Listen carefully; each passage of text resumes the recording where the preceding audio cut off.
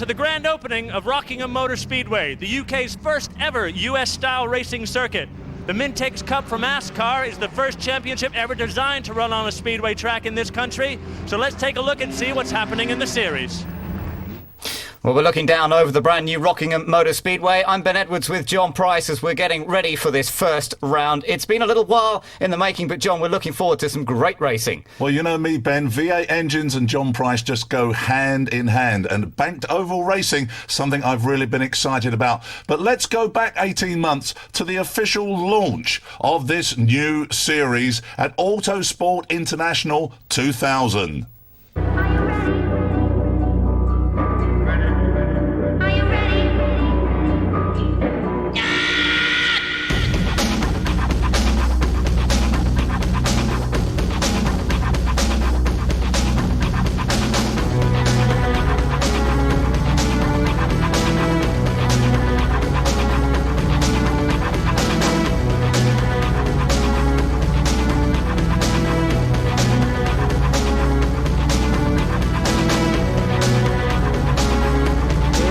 Hole in the market here for something like ASCAR, and we're only too happy to oblige. It brings a new era of spectator-orientated motorsport to Europe.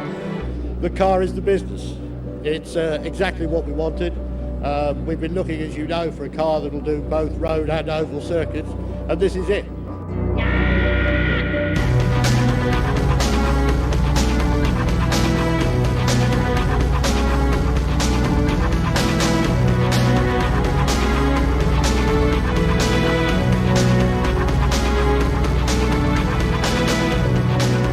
I suppose the first question is, with so many championships around, why launch ASCAR? I think when it was announced last year that they were building this fantastic new motorsport facility at Rockingham in the Midlands with the 1.5 mile bank speedway, I think it was logical that would follow that a number of championships would emerge to take advantage specifically of that facility. We're very happy that ASCAR is kind of leading the way in that. We take a different approach to motorsport. ASCAR as a company perceive themselves as a motorsport promotion company. We've taken care of the commercial aspects of the business first. We're looking at, realizing that the drivers are actually entertainers in this equation. They're out there performing, they're entertainers. We need to look after them, and we need to find a fair level of cost and reward to be able to reward them for their efforts. What benefits are you going to try and bring in for the drivers? Well, two of the most significant benefits, I think, is one, we have an appearance fund. So drivers, although they'll register for a series and there'll be a fee for registering for the series, they won't pay entry fees, which is the norm in this country. They won't pay to enter specific races. They will be paid to appear. And I think that's a little bit different. That appearance fund, it will be based on the number of people that actually attend. So the harder the drivers work, the more they entertain, the bigger the crowds, the more money they make. We have a prize fund in place already. That prize fund is set to grow next year. We have 10 rounds in 2001, and we're working very hard to sell each one of those 10 races to commercial sponsors. But let me just say, not only because they'll enable us to return money back to the deal for the drivers, but also in their ability to join us as partners in promoting ASCAR, in taking us out into their promotional network. Are you ready? Dennis, as the Chief Executive of the organising club for ASCAR, we've seen the car unveiled. What are your first impressions? Yeah, the car is superb. It's everything we expected it to be. It's the first time I've seen it in the flesh. I've obviously seen lots of drawings from nuts and bolts upwards, but yeah, it's everything we thought it was going to be. You've got a lot of members, but some of who are drivers and some of who are fans. What do you think their impression is going to be of ASCAR? I think their reaction will be very much like mine. The car is the business. It's exactly what we wanted. We've been looking, as you know, for a car that will do both road and oval circuits, and this is it. It's one of the great things about this car, particularly the driver protection, the 3-bar side support on either side. I mean, the thing really is built to protect the driver in a high-speed accident. I mean, they are very fast cars, and it will protect the driver in a high-speed incident. These cars are, by normal racing car standards, on the heavy side, extremely powerful, and of course they're doing 200 miles an hour. So with that combination of weight and speed, the brakes have to be pretty good. And the bodywork, of course, encloses the brakes, so you see very high temperatures. So it's an interesting technical challenge for us as well. Are you ready? One of the reasons we're interested in an involvement with this is that it brings together in our minds the past and the future. The past, we think of the early days of motor racing, we think of Brooklands, we think of high-speed banking, and the future is ASCAR, which with Rockingham brings the high-speed oval from the USA to Europe. What was the reason for you deciding that ASCAR would be such a good fit for you? Well, we obviously have a commercial interest, and one of the things is we've just developed a new range of friction materials in the course of last year, targeted specifically at IndyCar and NASCAR in the States, which takes us into high-speed ovals. It'll be very interesting to see the reaction because they really won't have seen anything like this before. In the USA, these high-speed ovals attract mammoth audiences. They can, some of these ovals can sit 150,000 people. You see the cars all the way around. They don't disappear from view at all.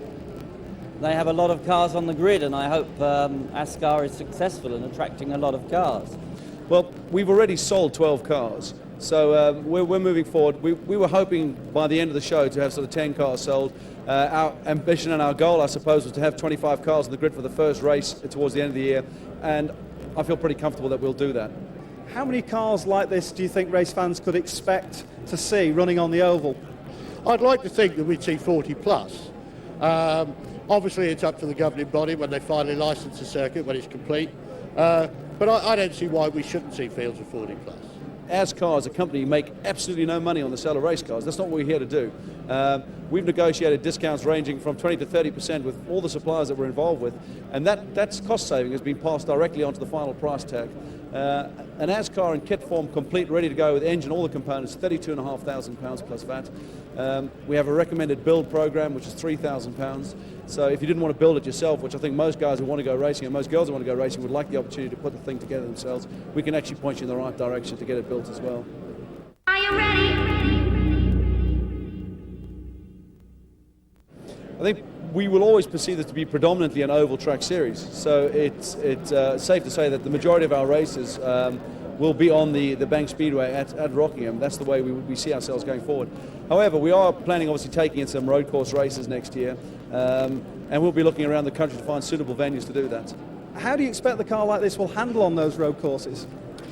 Well, the car is somewhat of a compromise insofar as it is already built to handle road courses and ovals with minor modifications. And the car does do that job superbly well on both circuits. So really, the Americans have taken all the trial and error out of it for us.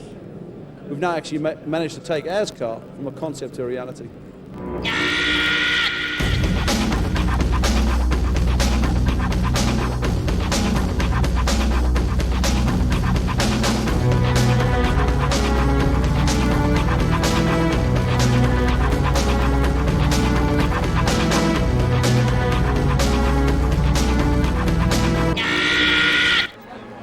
Well, of course, that was the launch.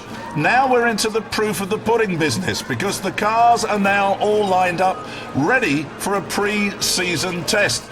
They look so good, don't they? You've seen all this before, going round the wall at Indianapolis Speedway, these type of machines. Ben, they look so exciting. They do, and I think we've got so much to look forward to. Spectacular presentation as well. And now we've got an opportunity to find out a little bit more about what lies beneath the skin of one of these ASCAR machines. ASCAR, pure American muscle.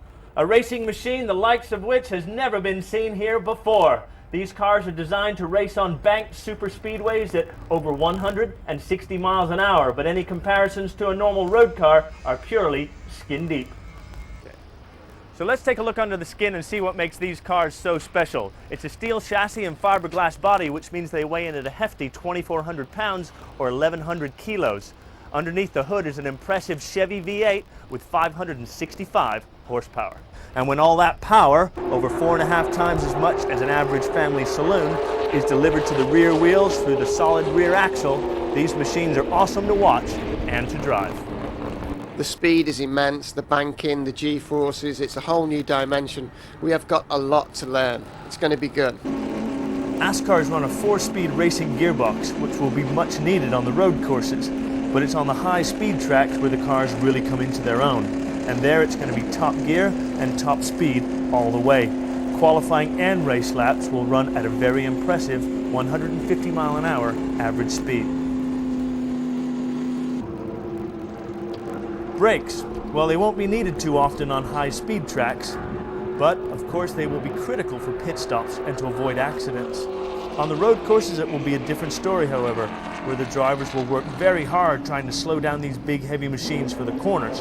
And unlike your car at home, there's no servo assistance, so the middle pedal is hard and very, very heavy.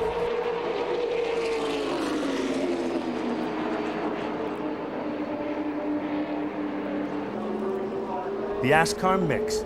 Seriously hefty machines, awesome horsepower, and very high speeds.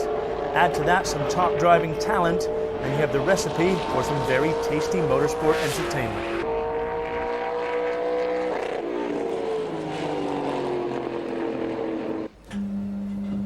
They're round, they're black. There's one in every corner. And most racing drivers will tell you, no matter how good their chassis is set up or how powerful their engine is, you can only go as fast as your tires. Loads of power and all that weight, so of course the cars are fitted with high-performance racing tires. In dry conditions, we want as much rubber in contact with the track surface as possible, so it's slicks all the way, with 10-inch wide rubber on 15-inch wheels. For wet conditions, of course, it's over to the traditional rain tire. The difference? The grooves. These do two things. They allow the tire to heat up, improving the grip, and they also channel water away. Remember, however, there's a key factor here in ASCAR which most of the drivers will not have encountered before, and that's sustained high speed. On a speedway track in dry conditions, an ASCAR will be averaging a very high speed. So regardless of what tires they use, if it gets wet, it's going to get very exciting.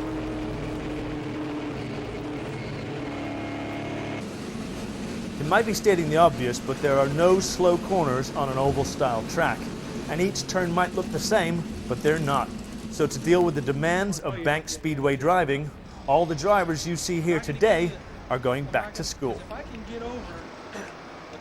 We've got a very diverse group of drivers. We have some that have run some rallies. We have some that run dirt short track, asphalt short track, and then also a lot of circuit drivers, touring drivers, and formula type drivers. And the thing that's different about stock car racing in big ovals like we have here in Rockingham versus any other form of racing is that you don't slow down and accelerate really hard. It's all momentum. Everything is you keep your momentum up. You don't slow down that much coming into the turn. Some of these turns you're not even going to use brakes. You're just going to feather off the throttle a little bit and you're right back on it. But that puts you on that edge for a long time, which is different than they've ever experienced. But everybody here has accepted us from the Richard Petty driving experience very well and has been very open. When we first walked in, there was a little bit of headbutting because we're going to do it our way and we want to do it our way. But everybody, I think, understands that we're here to help them. And this is the kind of thing that ASCAR is really gone above and beyond what most series do, trying to train the drivers, teach the drivers, for one, to help them get up to speed quicker, and also, two, to be safe. There is no comparison between traditional oval racing in the UK and the much faster high-speed bank corners an ASCAR will encounter at Rockingham. Like another famous speedway track, Indianapolis, this track has 4 very distinct corners, and they are either fast or very, very fast.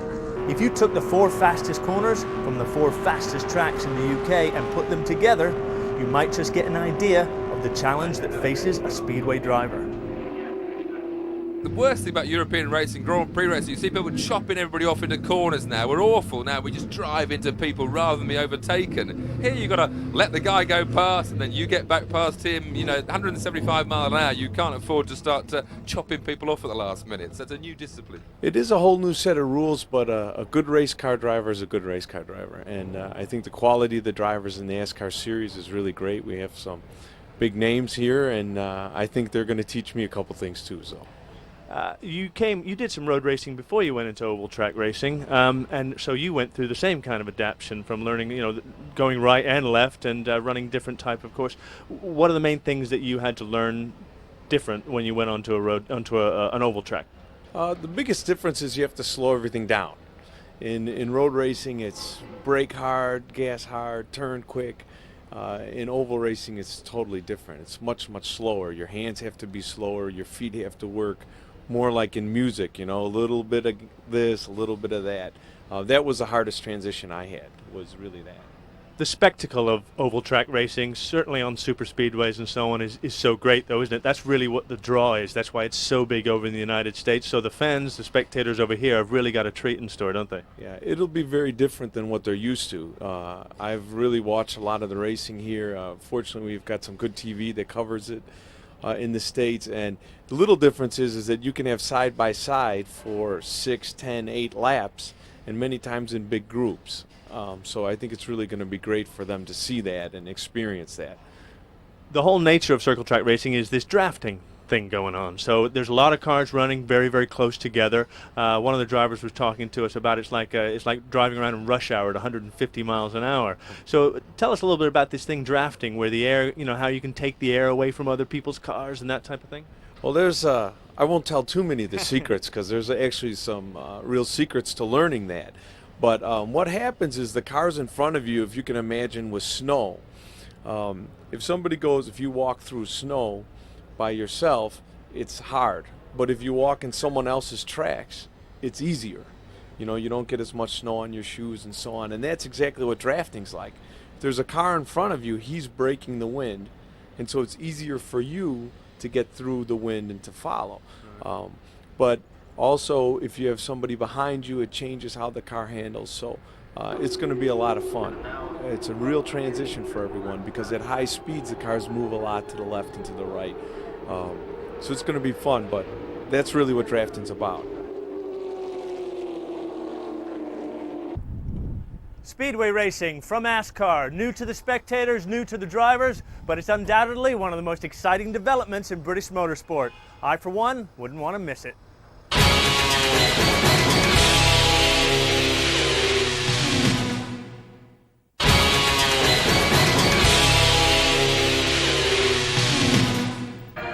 Welcome back to ASCAR coverage from the Rockingham Motor Speedway. The first round of the 2001 ASCAR Mintex Cup will be the Goodyear 100, and we're watching qualifying and practice about to begin on this unique 1.5 mile oval built in the UK, and all set to see these cars out for their first true run in anger. They got a little bit of running in testing in spring training, but not quite as much as they would have liked. Now the track has to be reconfigured, the road course has to be closed off on the inside, because these cars run only on the 1.5 mile banked oval, and we're really looking forward to seeing them get out on track, John.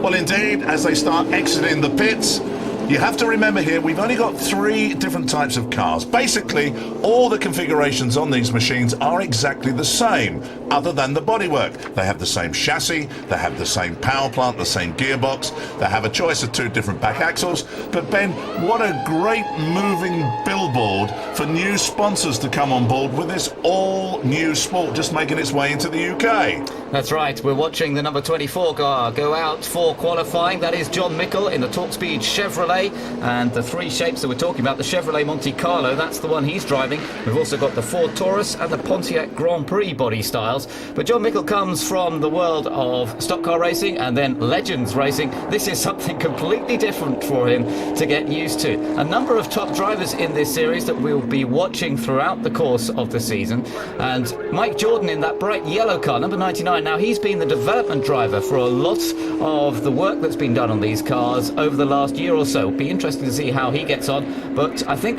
we have a car that stopped over just on the exit of turn number 1, so the session is being red flagged. John DL's car has come to a stop. Transmission problems for John DL. There we are, the wrecker picking him up. But now let's take a ride around this all-new Rockingham racetrack with a man who knows racing so well, John Cleland.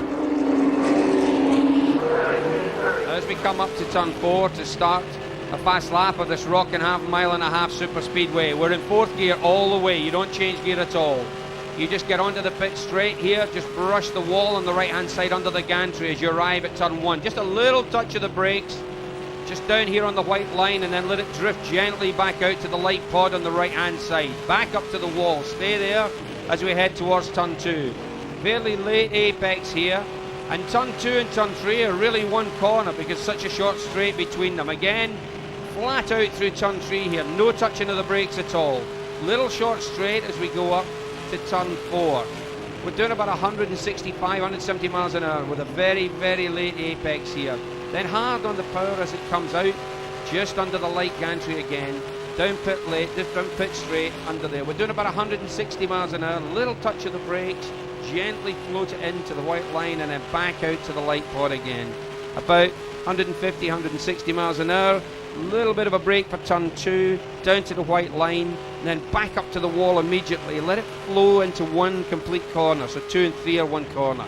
The second part of 3 here is flat out, absolutely. Back up to 160, 170 miles an hour. Coming up to turn 4, stay out as late as we can, and then come down into the apex of the corner now. Then let it gently float back out to complete yet another lap. Now a lap here should be a 36-second lap, probably somewhere in the regions of about 140 mile an hour average, reaching top speeds of about 175, 180. And that's a lap of 1.5 miles super speedway here at Rockingham. John Cleland taking us for a lap of this track then, and having to get used to a very different kind of car. He's a former British touring car champion, but now he's got to deal with one of these 565 brake horsepower V8 monsters compared to what he was driving on the normal circuits in touring car days. I think John Cleland's thoroughly enjoying himself. You know, Ben, I think I'd enjoy myself being out here. 6.6 litre engine, 400 cubic inch American size. And these guys running round this banked oval, utilising harder outside tyres rather than the softer inside tyres to give them a little bit of stability as they go round the banks. Now, there's a lot of heavy competition here. We mentioned John Cleland earlier on. He's got a lot of other people here who are going to be giving him a hard time. Mark Klausner, an American driver of repute, injured in a motocross accident, but still here looking for a win. There are some problems with these all-new Chevrolet engines that sit underneath the hood of these cars. So to find out all about that, let's get into the press conference. We have a bit of a difficult situation with the ASCAR Race Series. We have a brand new series on what is a brand new facility, and we haven't had an opportunity with ASCAR to run as much as we would have liked on this oval. We had our spring training scheduled for 4 weeks ago. Spring training was moved. In fact, we actually ran our spring training, which is the first time our cars got to run on this racetrack, last week. That running inevitably showed up some small problems in the engine department on our race cars. These are not insurmountable problems, but given the amount of time that we had between spring training and today, we decided that rather than risk not having a show, which was the other option that we had, was to say, listen, these problems exist, either we put all the cars back in the truck and go away, was to actually put a show on today. So the race today is actually going to be a demonstration of the potential that ASCAR has. It'll be a demonstration race. The cars will go out to, for all intents and purposes, they will look like they're racing, because the drivers out there are all racing drivers, and once they pull their helmets on, but they're all going to be driving there very mindful of the engine problems that exist within the package as it is today. So you won't be getting 140 mile an hour laps, but you might be getting 130 mile an hour laps. I'm just saying that it is going to be a demonstration race. It will still be an event. It'll still be worth watching. But unfortunately, that's not what I wanted to be sitting here telling you today after working for 18 months on the project to get to here. What I'd rather have been saying is this is going to be a dash for cash, blood, guts and glory. But we have a lot of spectators arriving, and in the interest of making sure they don't go home disappointed, we wanted the opportunity to show them something. And I think what we've got put together today is going to do just the job. I'm with David Grace, Chief Executive of Rockingham Motor Speedway. Yep. Today's the first real big event for you. It must be the culmination of a lot of effort to get to where we are today. Yes, it is. Years and years of planning by my predecessors, and then running up to it the last 3 or 4 months. Very, very hard work, and the weather's been playing a big part in it. But luckily today, sun's shining. So tell us a little bit about the COYS event. What's the main part of this racing show this weekend? Well, this weekend today is a sort of celebration of our opening, so it's not so much racing. I mean, there is going to be an ASCAR race, but it's going to be more about having some fun and aerobatic displays and drivers doing displays on the track. And we've got Nigel Mansell here driving a car around as well. We have some trouble, we understand, with the ASCAR race where they have some technical difficulties, which means maybe the ASCAR race isn't going to be what you were expecting. Is that a bit of a disappointment? No, I don't think so. I think they've been extremely sensible. It's the first time in the last few days that the ASCARs have run on an oval because there hasn't been one for them to run on, and they're concerned about engine temperatures and oil temperatures, and they don't want to risk running for the full length of the race, so they've been making a very sensible decision, and they've got some things to sort out with their organisation as well, so this is a really good test day for them, and I'm happy with that. These cars come from the ASA Series in the United States. They have run on ovals over there, though, haven't they? Well, the chassis comes out of the ASA Series. We decided, in the interest of this championship and the long-term future of the series, to actually have the engine developed in this country. We felt that an engine package managed and built by a British company would be a far more suitable deal than to try and bring stuff in from America and keep bringing all that technology across. I think the fans that come here today will see this oval used in all its anger. Mike, some people will ask the question about the availability of the Lausitz Ring circuit for testing with these engines. Is that something that hasn't been available to you, or...? No, it hasn't been available to us, but we are going to get over there now in June, and we've got some testing to do there. I think the engine package is good. You know, it's always easy to jump to conclusions. It's always easy to shoot arrows. I think if you sit back in the cold light of the day or the next day and you look back on the whole deal, you analyze it, you realize that what we have is a very, very small fundamental problem with these things. It's a scavenge problem in the oil system. Once that's resolved, I think you'll see these engines living for 1,000, 2,000 miles, no problem. Okay, well, we look forward to seeing the next round of the Mintex Cup and seeing you back here running at full speed at Rockingham. Thanks, Mike. Thanks, Rob.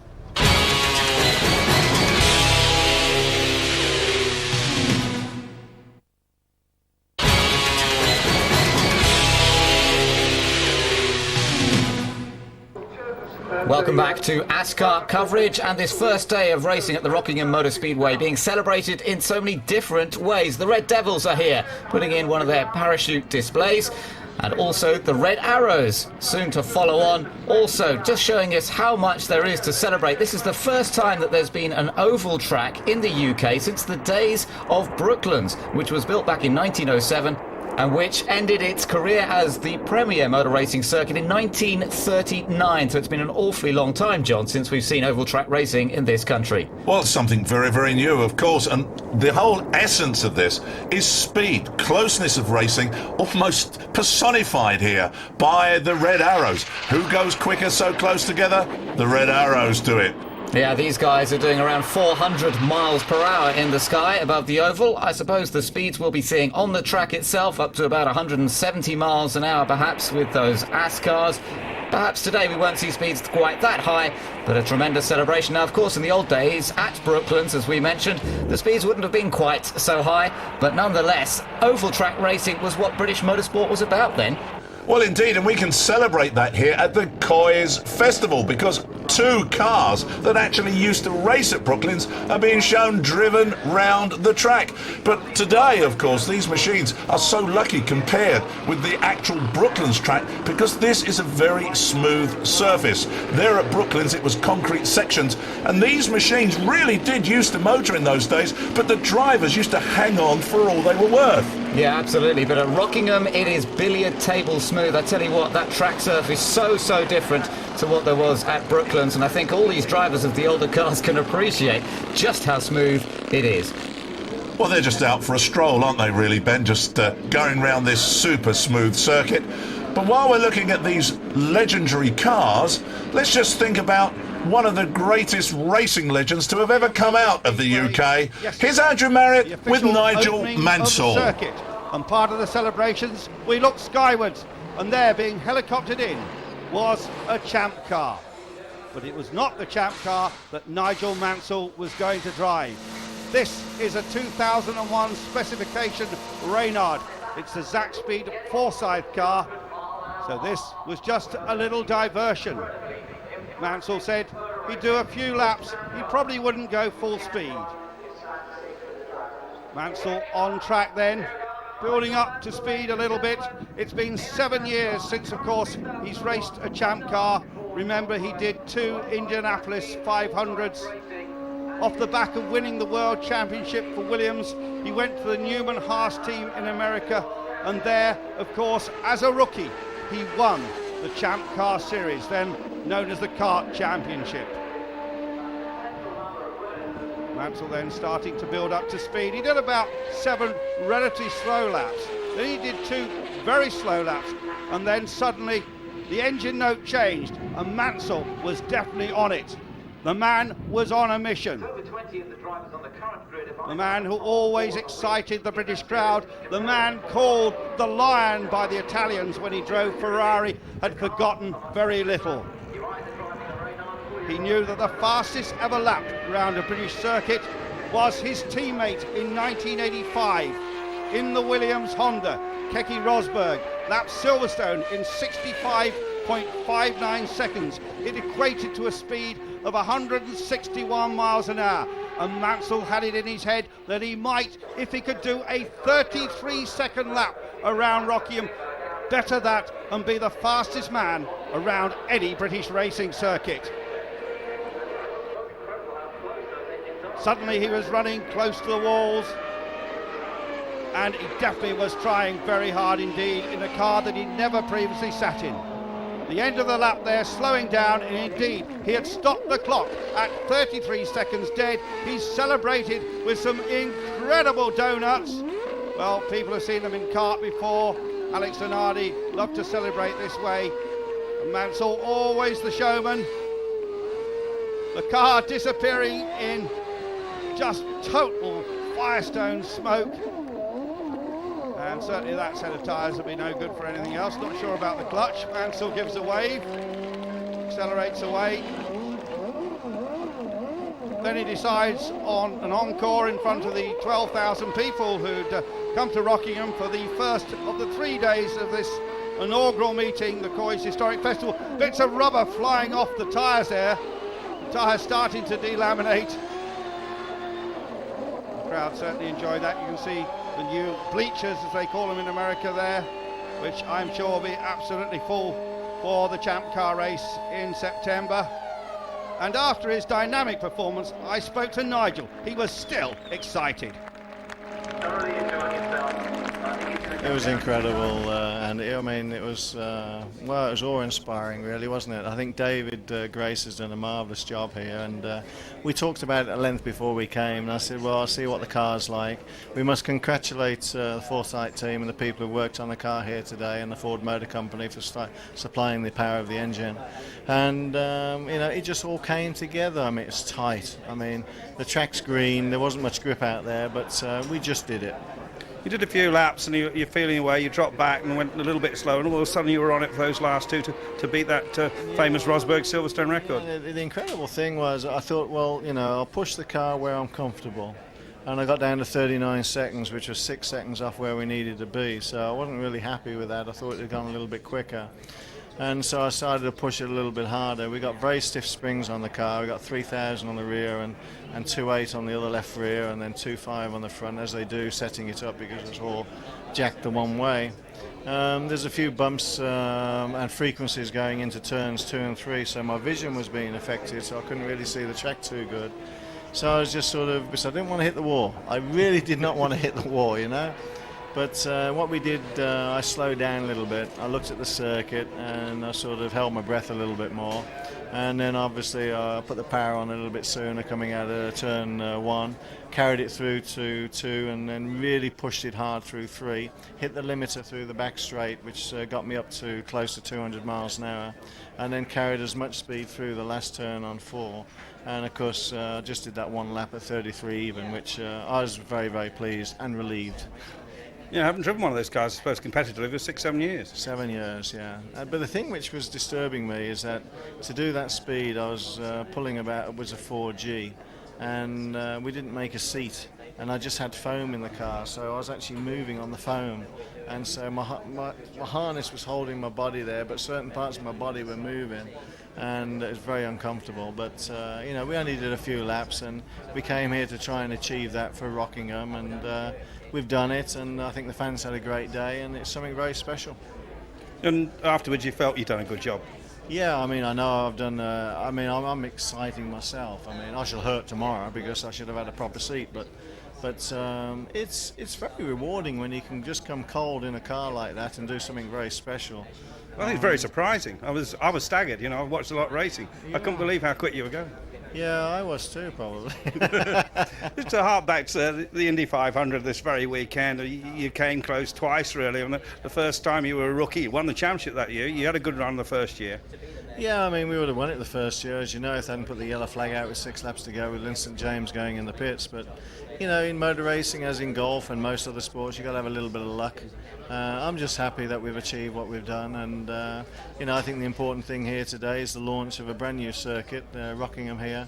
They're pioneering something very special in motorsport, and I hope you'll agree with that, because they're going to afford the British public to be able to come to one of their circuits in their own country and see a spectacular race, which will be very educational.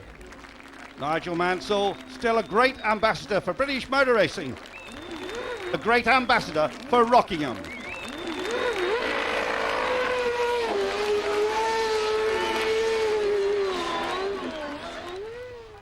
From Nigel Mansell and a tremendous display to drivers of the ASCAR Series out for the Drivers' Parade. Mike Jordan and Lee Caroline sitting on this open-top car. And, John, this is really something from American motorsport, a chance to see the drivers. Well, indeed, short of throwing ticker tape all over these guys, this comes straight from American racing. Now, as they got off of their cars, we got into the pits and had a word with some of them.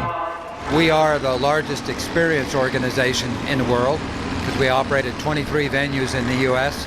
and with 5 fleets of cars, do about 1,350 track days, which is a lot of running. What's it like out there in an ASCAR?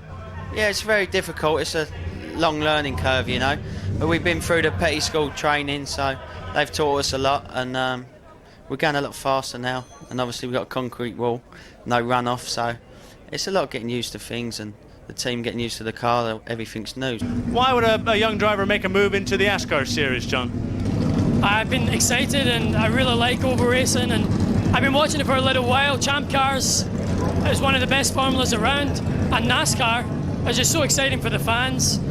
If I could get any kind of piece of that action, I want to get some, This is the right environment. I don't think these cars, they're okay on road courses, but they're a big, heavy car. They're not particularly nimble, and this is where they want to be running, and this is where they'll put on a hell of a show.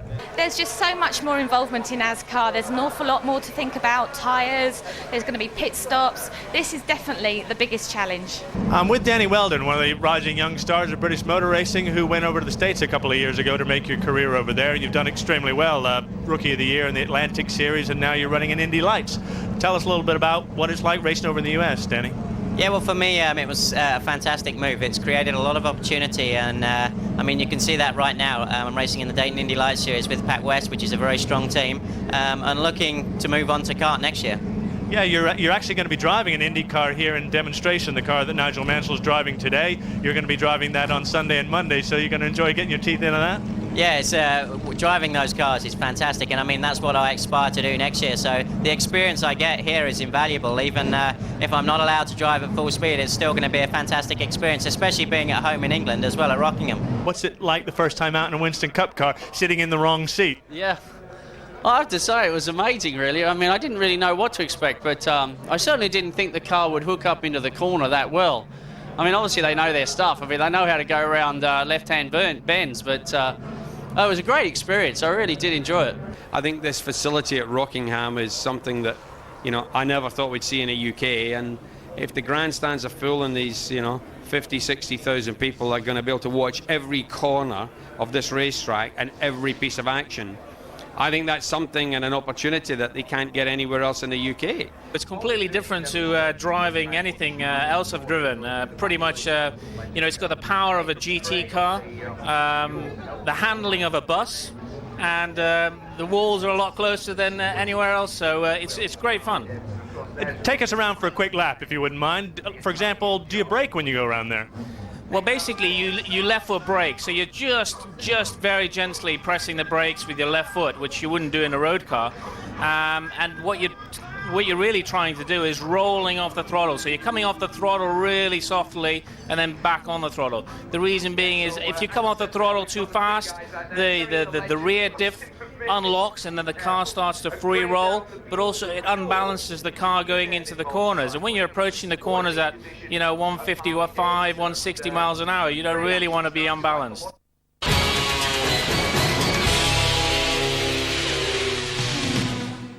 Engines! The engines fire up for the first round of the ASCAR Mintex Cup, the Goodyear 100 from Rockingham Motor Speedway. And this is a start to a new era in British motorsport. V8s rumbling around a 1.5 mile oval. Well, here they are, just moving off, and of course I absolutely love this, the sound of a V8 engine on heat. I come from the world of straight line drag racing, which of course utilizes the American V8 engine, and there is no sweeter sound for this Goodyear challenge than a whole host of big Chevrolet V8 engines flying around this circuit. This of course is the sighting the warm-up lap. We've got a pace car out the front of the machines here, and even that gladdens my heart, because the car that's sitting out the front leading all these up to the minute American machines around is a Cobra. You just caught a glimpse of it there, but let's have a look at the grid. On the front row then, we've got John Cleland, twice British touring car champion. He's done just about everything you can do in a touring car in the UK. And alongside him, Colin White. Now, Colin White is a 4 times hot rod champion, coming into ASCAR with plenty of small oval experience, but he'll find it perhaps a little bit different on the 1.5 mile track. Number 3 man on the grid, Mark Proctor from Outright and Harrison Racing. He's in a full Taurus, began racing at the age of 12, and he's got a name as being a bit of an entertainer with a very spectacular driving style.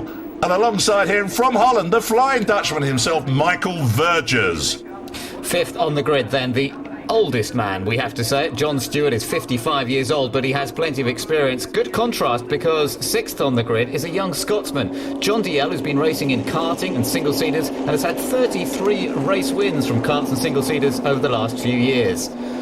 While we move on to the next row of the grid, Mark Preston with car number 22 sits in the number 7 spot, and then Lee Caroline. Well, we just saw him going round the circuit in the back of that car. He's one of the youngest, if not the youngest in class here, hails from Wallingham in Surrey, and really has made his way through various racing classes to be with us today. 9th on the grid, Paul Sheard, and alongside him is Tiff Needell. Now, of course, Tiff, a TV celebrity, a bit of a tester of just about every kind of car you can imagine, and plenty of racing experience, from sports cars through single-seaters, but he's never really raced anything quite like this. 11th and 12th on the grid then, John Mickle and Henry Taylor. John Mickle in the Talk Speed Chevrolet. He has the only lady pit crew person working in his team. Will that be a sign of good luck for him? Henry Taylor, another one of the young guns, another Chevrolet that he sits in the hot seat of.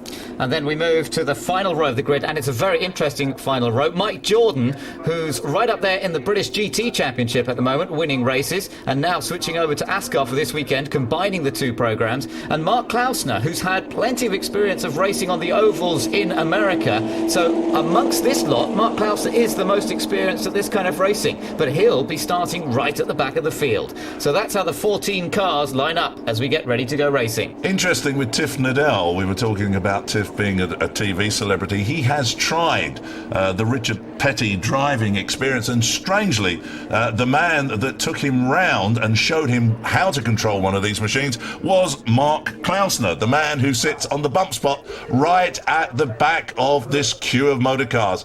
They look absolutely glorious, though. To actually feel the vibration, you've got to be with us here at Rockingham. These V8 engines, as Ben said earlier on, getting towards 600 brake horsepower with these machines.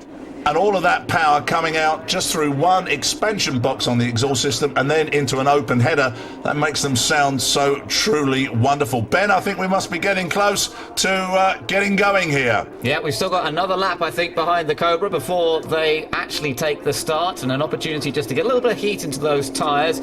The Goodyear tyres that they're all using, it's identical equipment in terms of rubber for these machines, and as we mentioned, the cars are extremely similar. Beneath the skin, they are basically the same, so it will be down to driver talent to make them work. Originally, this race was to be a run over 45 minutes, but because of those engine problems that we heard about, the race has been shortened. The drivers will be looking after the cars a little bit, but John, you know what it's like. You get a driver behind the wheel of a racing car, he's not going to hold back. Absolutely not. The interesting thing for me here is that these machines run power steering. You know, I would have thought that being fairly lightweight bodies, they would go for the feel of the non-power steering as the Cobra drops away. Yeah, and I'm sure we're going to come round, Ben. It's going to be a green flag time this time. They look really, really good, all in position. John Cleland leads them round then. It's John Cleland in the white car, number 8, who is on pole position. Colin White is alongside him in number 78, Mark Proctor, and Michael Verges on the second row as they get the green flag, and ASCAR is underway in the UK here at Rockingham. John Cleland gets away cleanly. Colin White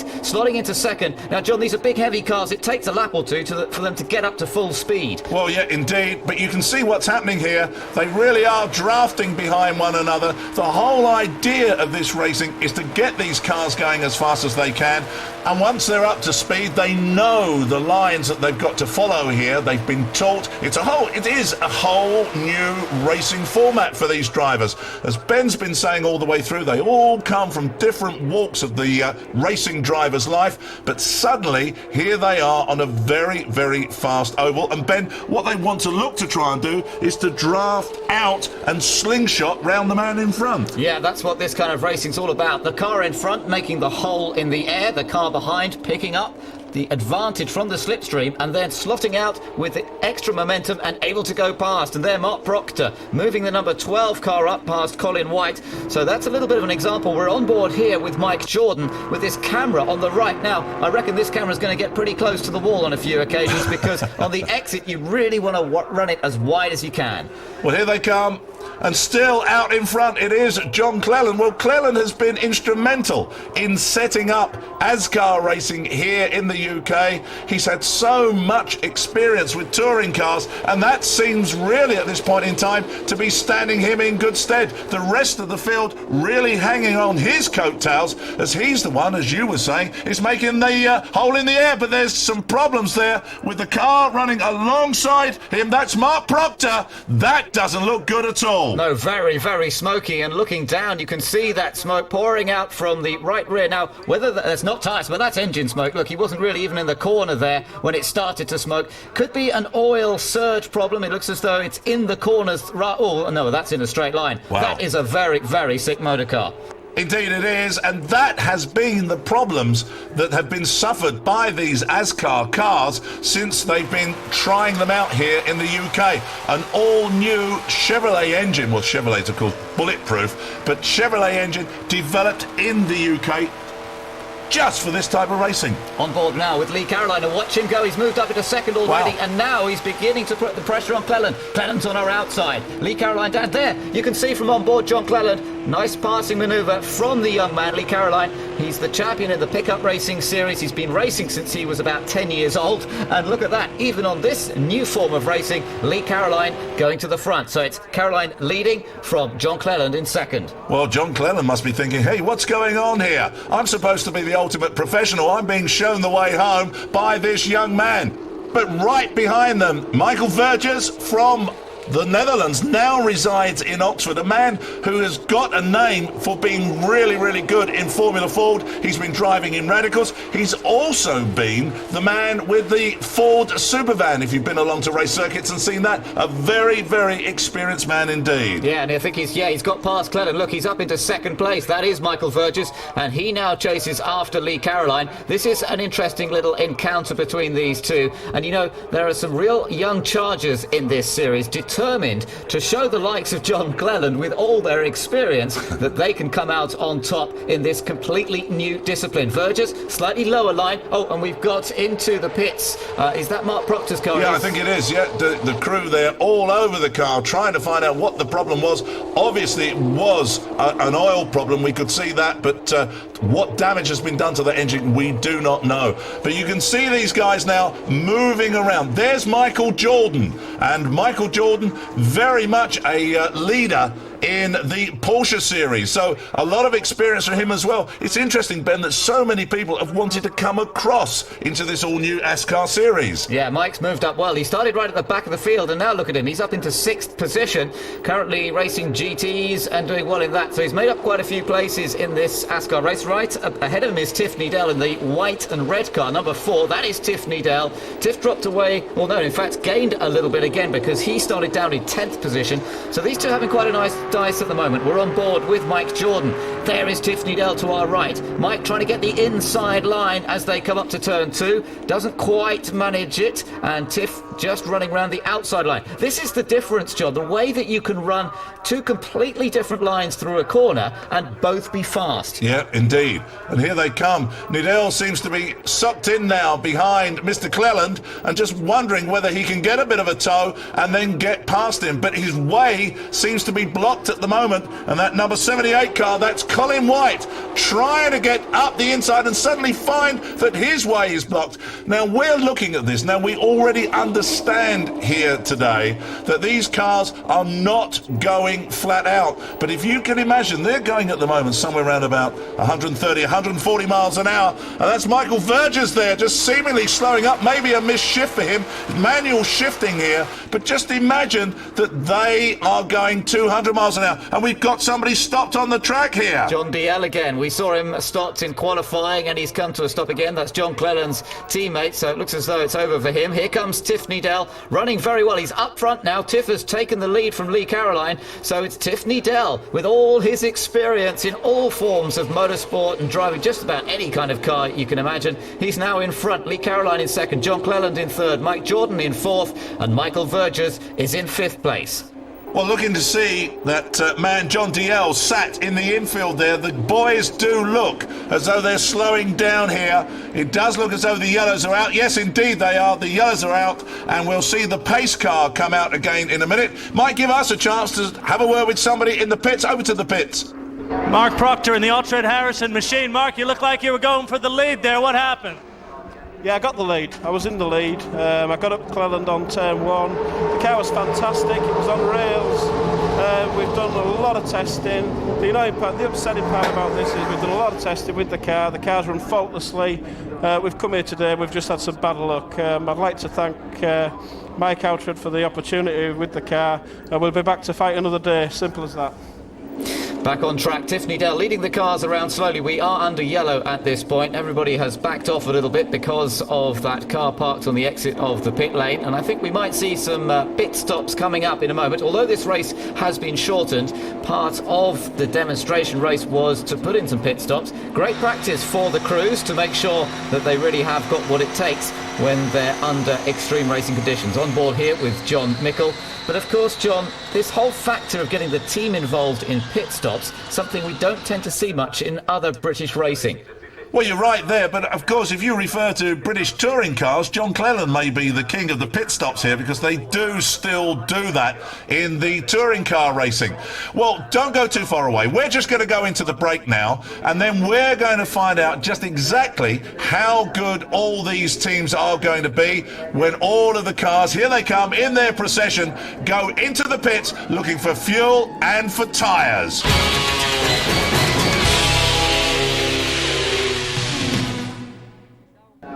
Round 1 of the ASCAR Mintex Cup taking place at Rockingham, and in this demonstration race we are now getting to see the pit stops take place, and this will be important. Despite this race not running its full distance, pit stops will be such a crucial part of the championship as it goes through its 8 rounds this year. Tiff Needell leads them in, Lee Caroline there in second place. Well, this indeed is going to be so very important. All of the tyres are going to be changed here.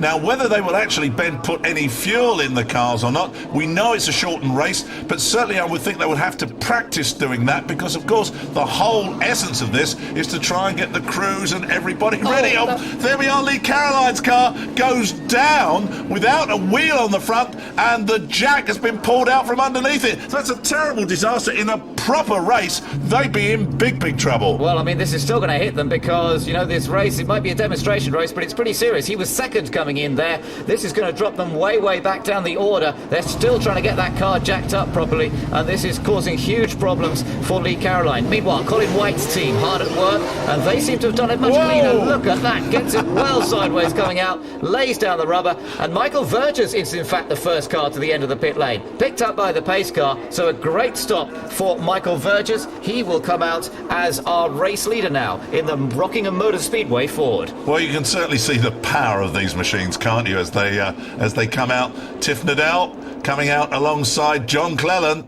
And these two men, Tiff Needell, running very, very wide out of the pit lane as they set off to try and recapture their leading form. But poor Lee Caroline, the crew look totally bemused here about what's happened. In actual fact, Ben, it looks as though neither of the wheels were on that right-hand side, and the whole car been sitting on the ground. The other worrying thing for these guys, of course, is have they done any damage underneath the car? They did it again. There's something wrong with that jack, I think. Every time they start winching it up there, it just collapses down. So that is very difficult for them to sort out. Mark Klausner, we're taking a quick look out at there. Mike Jordan as well is back on track, but our race leader is this man, Michael Vergers, at last. Wow. Lee Caroline's car is ready, but he has lost virtually a lap. In fact, it is a lap. The leaders, look, they've just gone past. If you look to the right, there goes the pace car. He has lost a lap. Well, out he comes again, and that's going to be such a huge gap to try and make up here at Rockingham. Michael Vergers still out in front. This man is doing really, really well and seems to have settled down quite nicely. You'll notice that these cars have got that little tail on the back of these machines just to give enough downforce to stop those big tyres on the back from ballooning and becoming ultra light when they're on these very, very fast straights. Well, now the cars are still in their possession. And they're away again. In comes that Cobra, and off goes the up-to-the-minute, state-of-the-art American saloons. Yeah, it is Michael Vergers who leads them away as they come around to take green this time out of turn 4. And across the start-finish line, Michael Vergers hard on the power. Colin White now has moved up into second after that great pit stop. And we're looking back here from John Mickle's car. That's Mike Jordan up on the outside in the yellow car there, and you can just see how close they go. Colin White challenging for the lead. Here is that battle for second. No, we're back with the leaders. Michael Vergers on the outside and Colin White trying to take the tighter line, and that is looking as though it's going to work for him if he can just keep the momentum up. But Michael Vergers still stays wide. That seems to be working for the setup on his car. So often you can get these guys on the outside, Ben, just coming straight across the nose of the guys on the inside. But when they're running along here side by side, this is when it gets really, really tricky. And behind, there's a tremendous tussle going on. Here's Mike Jordan now, trying to make 3 abreast as they come round the turn. Really looking for a way past these two. Is he going to do it? Everyone is strung out behind them. And Jordan goes by the number 78 car of Colin White and tows that number 24 car of John Mickle with him. This is what it's all about. And they really are turning up the wick a little bit now as that white car, is that John Cleland, got very, very close to the wall indeed. It looked as though he almost brushed against the side of the wall here at Rockingham. Mike Jordan from the back of the grid is now our race leader then. John Mickle in second position. Colin White in third. Michael Vergers has been pushed back down to fourth, having led at the restart. John Cleland, as you mentioned, is not far behind in the number 8 car, the white car, as John Mickle now takes over the lead from Mike Jordan. Again, it's that little bit of slipstream, picking up the tow from the car in front and then just being able to increase that momentum a little bit as you go up to and past the car ahead of you. I got to tell you, Ben, I think that John Cleland is the man who wants to eat the wall here. He seems to be the man who's going right to the very edge. He's been ducking and diving in that infield, then going right out to the wall. This is what we want to see. This is what everybody has come to expect from this type of racing in the States, and that is what is going to make the transition to the UK with our ASCAR Series. Here we go. Well, look at this. This is Mike Jordan going very, very close past those grandstands, and on the inside, that's John Mickle going by, and close is not the word for it. Look how they've all closed up. And now there's Cleland really shouting and shoving his way through these cars. I reckon that Cleland is going to take this. He was our pole position sitter. Yeah, well, he's coming up behind race leader John Mickle. He lost a little bit of time through the pit stops, it seemed. Mike Jordan goes around the outside. He now retakes the lead from John Mickle, but watch out for Cleland. Colin White up on the outside as well. Now, Lee Caroline, the number 38 car, he is a lap down, don't forget, but he's up with the leader, so he could make a bit of a play for something. He wants to get back on the lead lap, and of course that could be important if this race was a full distance race. If he managed to get back on the lead lap and then there was a yellow, he would of course be able to rejoin the back of the queue and make up that lap.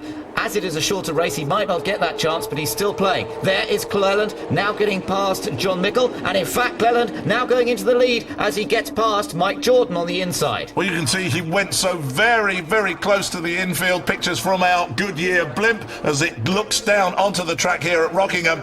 And we join those pictures once again to see, well, it is the young man, Lee Caroline, who really is acting as a bit of a spoiler here. Don't forget, Ben's just said he is 1 lap down on the rest of the field and has now taken a huge lead in front of number 8 man, John Cleland. Then the number 78 man, that's Colin White. And then the number 24 man. And also mixing it in there, of course, Michael Jordan with that yellow 99 car. But he might spoil it for somebody. Well, he might. Let's see what he can do. Plenty of experience, of course. Mike Jordan in big, powerful cars.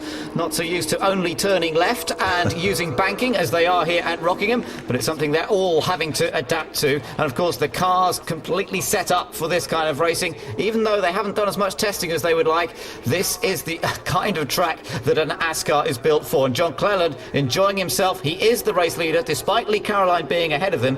Lee Caroline is a lap down, so you can ignore the blue and white car to a certain extent here. It is the white car, number 8 of John Cleland, with Colin White right behind him, and White looking for that chance to pick up the slipstream. See, he's tucked in behind him, and this is just how close you need to be to get the benefit of that aerodynamic tow. Well, they're only about 4 or 5 feet apart from one another, these cars. Speeds well in excess now of 130 miles an hour. I think the red mist has set in a little bit here, and you can see this car, the Ford Taurus, coming right up the back of our on-board camera.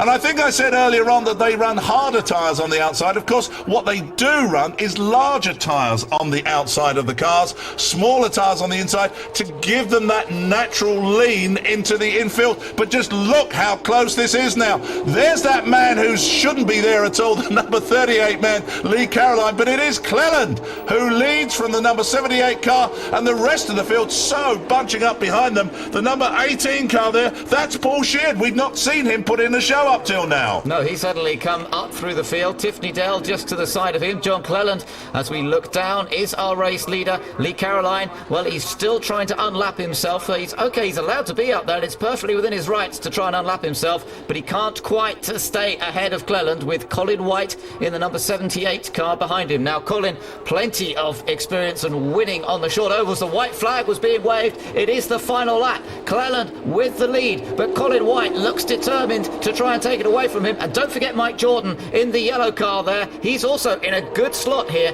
to try and slingshot himself past Colin White's black car. White has a little look down the inside of Cleland. Cleland shuts the door on him. Can't quite make it, but now he's got a good exit. And this is going to be the run. Oh, to turn 3 he's okay, but what about into turn 4? This could be the last chance for Colin White. If he's going to do something, he's going to have to do something very special here. Gets down the inside. Cleland up on the outside. Colin White could take it. Colin White trying to come through. The checker flag is being made ready, but Mike Jordan's up on the outside as well. John Cleland just holds on to it. Boy, that was close. And Colin White tried everything to come through on that last corner. Wow, great racing. This is what it's all about, folks. ASCAR racing hits the shores of the UK at Rockingham, and this man, John Cleland, just takes down the safety net from the side of the car. That was real tight coming into that last lap, and Colin White really showing us the difference in language between America and Great Britain. He's cut his teeth on stock car racing, which over here we class as machines on shell surfaces, old cars with V8 engines in them. Stock car racing in the States is what we've been watching here, which is regular bodies, stock bodies. And that's what this has all been about here at Rockingham. I think a good intro for our series. I think so too, yes. The first of 8 rounds in the championship. Most of them will take place at Rockingham and at the Lausitzring in Germany as well. They will go to a few normal circuits, and it'll be fascinating to see how the contenders get on as the season develops and as the cars become more developed as well. They have had 1 or 2 problems this weekend, but boy, they certainly put on a tremendous show. And John Cleland is the first winner of an ASCAR race, so he brings the car into winner's circle. And he's no stranger to being in the winner's circle. Very experienced, as we've been saying all the way through this programme. Very experienced in winning at British touring cars. But here, a whole new thing for him. Receiving the applause from the crowd here. Rob Murphy has a word with him. John, come talk to us. I tell you what, they say they told you to take it a little bit easy out there for that first race, but it didn't look like you were taking it easy at all. Yeah, some of these guys have done a bit of oval racing before. They're all on the case. What does it feel like to be standing here in victory lane? First time on an oval in the UK, first time in a NASCAR race. What's that feel like? I think this is a great start to ASCAR and oval racing in the UK. I think oval racing is just going to be the biggest thing since Ben-Hur. And I think we've got some potential fantastic racing here with this this formula, and it's just going to be huge. Now, you've won in everything, but this must be a special feeling.